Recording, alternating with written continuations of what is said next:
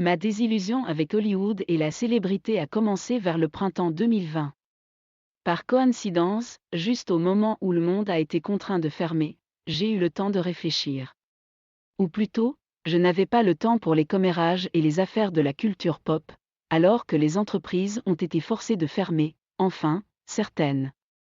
Pas Walmart ou Target, mon objectif s'était placé de m'inquiéter de ce que faisaient les Kardashian et Kanye, et plus sur l'économie et le virus présumé qui provenait d'un laboratoire à Wuhan, Chine. Cependant, le comportement de beaucoup des meilleurs d'Hollywood et de l'élite de Washington, j'ai trouvé épouvantable.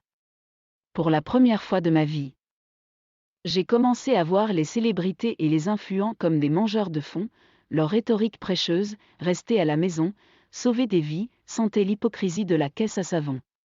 Alors que de nombreux Américains ont été contraints de rester à la maison, isolés et que beaucoup ont faim, Gavin Newsom, Californie, a trouvé acceptable de parier dans un restaurant cher cet été-là.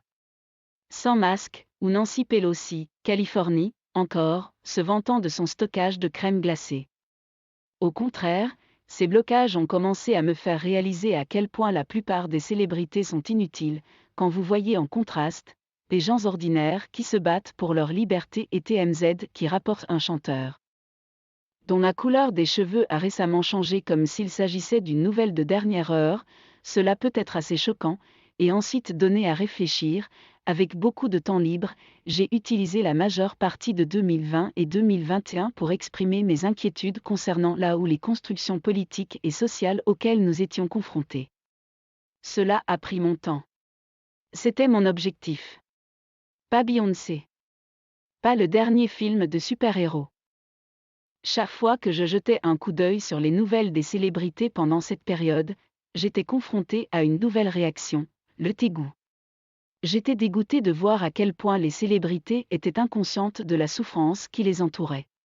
Ils se sont livrés à de petits combats sur Twitter, se vantant d'avoir des maisons d'1 million de dollars. Pleurant de ne pas avoir accès à leur professeur de yoga à domicile. Madonna trempée dans un bain de lait, tout est devenu trop. Alors que je continuais à utiliser Twitter et YouTube pour communiquer avec d'autres personnes, ordinaires, partageant les mêmes idées, nous avons commencé à réaliser quelque chose, ces idoles ne sont pas si glamour après tout.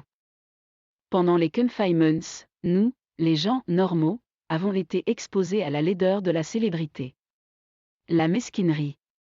L'ignorance et l'immaturité de la célébrité d'élite, nous avons commencé à réaliser, ces Alistair n'allaient pas payer nos factures, ni s'assurer que vos entreprises pouvaient rester ouvertes.